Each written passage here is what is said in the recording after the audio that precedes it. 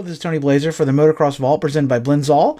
If you're in the market for some high-quality racing oil for your two-stroke or four, make sure you go to blinzall.com and use our discount code VAULT20 to save 20% at checkout. Thank you for all the support. Hi, this is Doug Dubach. Welcome to the Motocross Vault.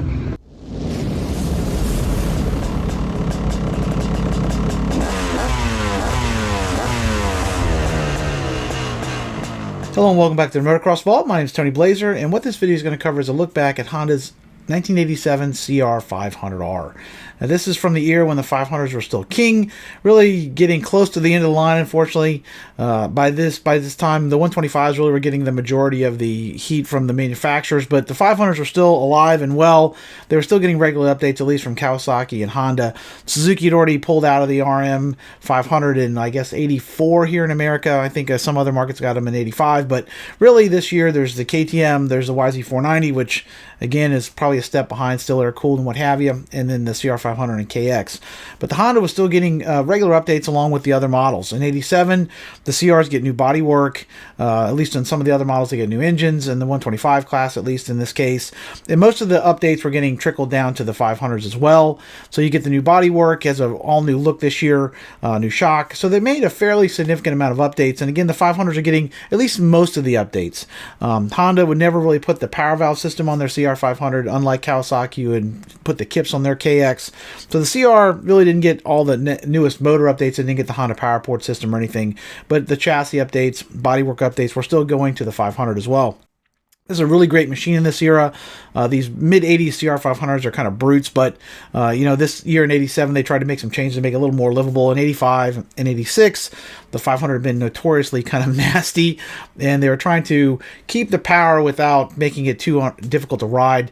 I think that was a lot of what was scaring people down to 250s and 125s, with the 500s, unlike the mid-70s ones, were kind of mid-size 360s, 370s, 400s. They kept getting bigger and more powerful to the point where the average person probably couldn't use what it had to give, and these 500s were really kind of sketchy bikes, especially when you consider the suspension technology and what have you at the time. If you put a 500cc engine in one of these modern chassis, the bike actually handles pretty well, but you figure back then the bikes were a lot more flexible. The chassis really didn't have the stiffness to handle all the horsepower, and the suspension certainly was a problem. You put 50-60 horsepower on a bike that has pretty mediocre suspension, it can be kind of a handful. So this 87 though is a really nice machine in a lot of ways. It was a very popular bike certainly back then. I think a lot of people still love these 87s. I had the 125 this year. I never had the 500, but they are definitely infamous for how awesomely powerful they are. If you like this sort of thing, you can check out many of the other videos I've done. I've done classic reviews of other 500s from Kawasaki, Yamaha, Honda as well. I did a history of the CR500 if you'd like to learn a little bit more about all the different models year over year. If you'd like to support what I do, I have Motocross Vault merch available. I even have one with this 87 CR500 design on it. I have a design as well based on the 86 Motocross Destinations team with the 86 version of this, David Bailey's bike on it, along with Rick Johnson and Johnny O'Mara's. I've had a lot of people request that one. It's one of my more popular designs. So you can find all that stuff in my Teespring store, and I'll put a link in the description below, as well as a card here in the video. So here, without further ado, is a look back at the 1987 Honda CR500R. In 1986, Honda was coming off one of the most dominant years in motocross history. On the track, they captured every major championship run in America, and in the press, they secured victories in nearly all the major magazine shootouts. In every class, from 80 to 500, riding red was as close as you could get to a free pass to the winner's circle. While the 1986 red machines were by far the best in their respective classes, they were not without their flaws. None of the full-size bikes had particularly good shocks, and the 500 in particular could be a real handful. Its explosive power bordered on madness, and it could be an absolute nightmare to start at times. It also had a pudgy layout that made it hard to get forward in turns, and made the bike seem heavier than it really was. In 1986, the CR500R was a winner, but you needed to bring your big boy pants to the party if you intended to make the most of its manly virtues. For 1987, Honda's aim was to tone down some of the old CR's more brutish tendencies, while trying not to ruin the parts of the machine that had made it such an effective racer. For the engineers, that meant easier starting, slimmer bodywork, a smoother power band, and an improved shock. If they could check all of those boxes, then they might be able to build the world's perfect big bore racer. In 1986, the CR500 had been one of the fastest bikes available in any class from any manufacturer. It was an absolute beast, with a power band that barked off the bottom and exploded with megatons of thrust in the middle. Because of its immense power, the CR was also incredibly challenging to ride. Mere mortals found it terrifying, and even heroes like David Bailey and Rick Johnson preferred to smooth out the power of the Red Beast. In order to accomplish this goal for 1987, Honda's engineers made several small changes to the basic 86 motor package. First up was a slightly longer connecting rod. This was done to both increase torque and make starting the finicky 500 slightly easier. To further aid starting, the engineers also modified the head to lower the motor's compression slightly. While the head and connecting rod were altered, the porting in the 500's massive cylinder remained unchanged, and it maintained the same 491 cc's of displacement it had used in 1986. In a nod to simplicity and probably cost, the new CR500R did not receive either the new Honda PowerPort power valve found on the CR250 or the ATAC automatic torque amplification chamber used on the CR125. In addition to the internal motor changes, a new ignition was bolted on that mimicked the settings from David Bailey's 86 Works Racer. The new electronics offered less advance at low RPM and a longer discharge duration for a more efficient burn. Paired with an all-new exhaust, the CR's revised power package was designed to offer broader power and a smoother transition through the middle while not reducing the old motor's awesome output. Similarly to the motor, the chassis changes for 87 were aimed more at refinement than redesign. Overall frame geometry remained unchanged, but a new hybrid aluminum swing arm increased strength and reduced weight by using a combination of cast and extruded sections. The redesigned swing arm also offered a narrower profile at the rear to make room for the CR's new rear disc brake.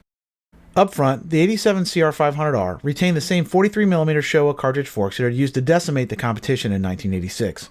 The fork spring rates remained unchanged, but the 87 version did offer revised valving for increased bottoming resistance.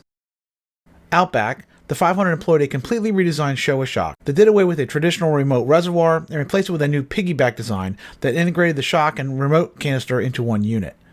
This was done to simplify maintenance and improve reliability by doing away with the often failure-prone hose that connected the shock to the canister in the old design.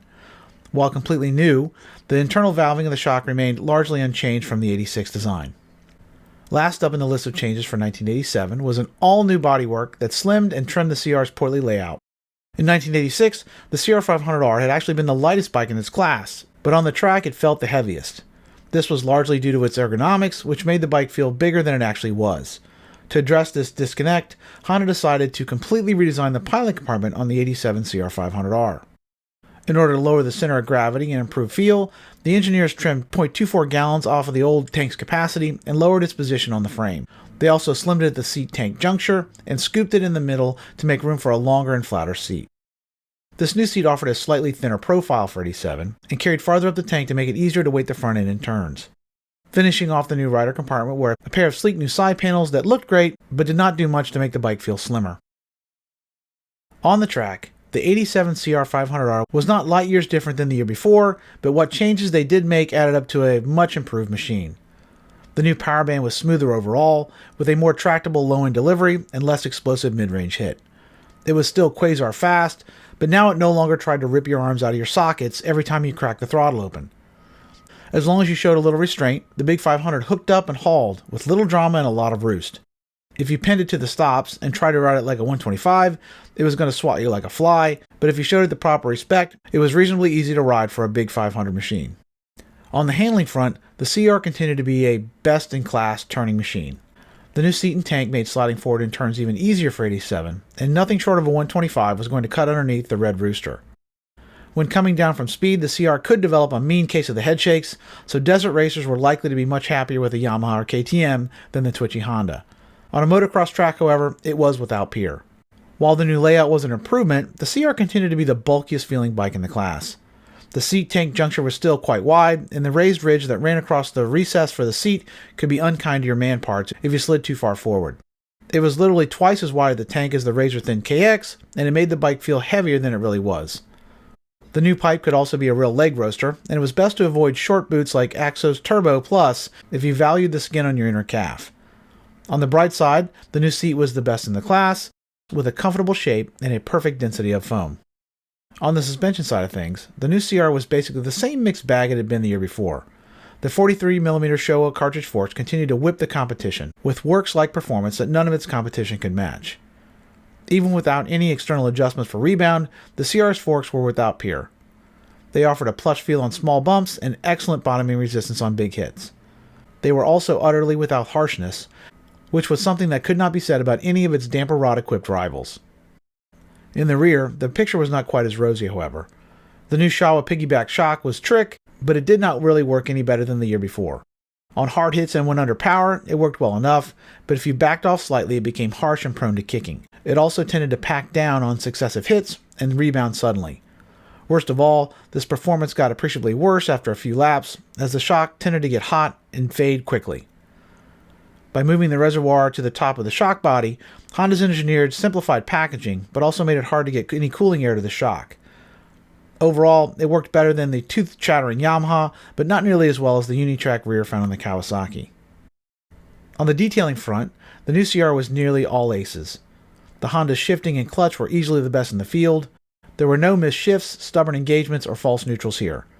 The clutch was fairly stiff to pull, but it offered excellent feel and durability, even under heavy use. If it did need servicing, it also incorporated a new easy-access clutch cover that made swapping plates much easier than the year before. The brakes were also tops in the class, with excellent power and feel from its dual discs. Plastic fitment, quality, and overall durability also proved a step above the class norm. It was still pudgy, but it looked great and held up to abuse far better than the competition. Everything from the material of the grips to the foam in the seat showed Honda's all-out commitment to build the best racing machine possible. In 1987, dinosaurs still ruled the earth, and none of their kind was as mighty as the scenery-blurring Honda CR500R. Like an iron fist wrapped in a velvet glove, the big 500 offered mind-bending power combined with newfound stability. It was still a bear to start, and its shock was a work in progress, but for hardcore racing, it was hard to beat Honda's mighty CR500R. So there you have it. That's a look back at the 1987 Honda CR500R, a machine that a lot of people loved even today. Great looking bike. I love the looks of these 87 CRs. They're phenomenal looking machines. I think in 87 there were probably equal people who liked the Kawasaki versus the Honda. Both of them had their strengths. The Kips motor definitely gave the Kawasaki a little broader power band, a little smoother delivery, but it had way worse forks. It didn't have cartridge forks here in 87, and the Kawasaki forks were not very good in 87. Yamahas were even worse. They were some of the worst forks I've ever ridden on the 87. I've ridden the YZ490 this year quite a bit, and that suspension was a handful. The bike was still powerful. I mean, the Kawasaki, again, a little smoother motor. The Honda, still a beast, but a little smoother for 87. The Yamaha, though, had like no low end and a really strong top end. It was kind of a crazy 500 to ride, kind of sketchy in my opinion. But the CR500, I think, because the forks are so much better, a lot of people thought it was the best bike this year. But it was probably an even split. It seems like if you read some of the tests, people are evenly split on it because like Yamaha, crappy suspension, great off-road. The Kawasaki, smoother motor, better shock than the Honda, and the Honda had the best forks by far. So you had quite a selection. There's one like any one bike was completely dominant in every category. For my money, the Honda's got the best looks, but that doesn't necessarily do anything in terms of performance on the track. So if you like this sort of thing, make sure you check out some of the other videos I've done. I have lots of other classic bike tests on the channel. If you'd like to support what I do, again, check out some of the Motocross Vault merch I have available as well. If you'd like, subscribe, and share the channel on social media, I would very much appreciate it. If you have any comments or questions, please feel free to leave them in the comment section below. I do read them and respond. So until we meet again, this is Tony Blazier from the Motocross Vault. Keep the rubber side down. Peace.